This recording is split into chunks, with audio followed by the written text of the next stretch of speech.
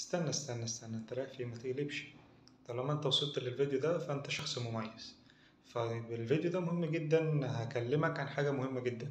ناس كتير جدا بتشتكي من حتة الحفظ، ان هو مش عارف يحفظ، او ان هو بيجي يتكلم مش عارف يعبر بكلام ان هو يعرف يقوله وكده.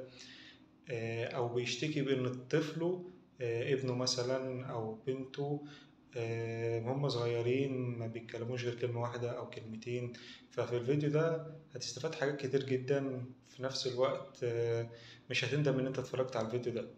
طيب، دلوقتي لو أنت بتنسى، عايز إن أنت تبقى الذاكرة بتاعتك كويسة، تعرف تحفظ، تيجي تتكلم مع حد، أو أنت في العموم يبقى عندك محصلة من الكلمات تكون كبيرة جدا. هو أنا مش هعمل مونتاج للفيديو ده، كل الكلام طالع كده زي بس مباشر، يعني كله يعني زي ما بيقولوا كده فيديو حي.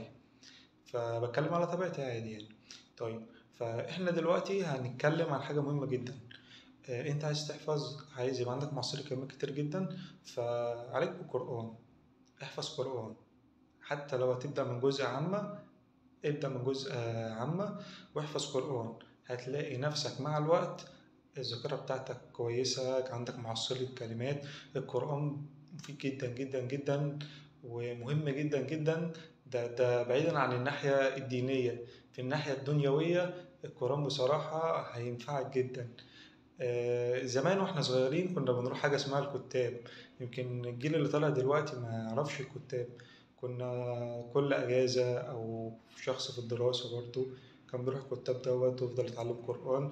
لذلك ما شاء الله كان بيطلع ناس، ناس بتعرف تحفظ، ناس بتفهم. كان نيجي نتكلم مع بعض، عندنا محصلة لغوية مهمة جدا يعني. فعليكم بالقرآن. من أراد الدنيا فعليه بالقرآن، ومن أراد الآخرة فعليه بالقرآن، ومن أراد الدنيا والآخرة فعليه بالقرآن. السلام عليكم.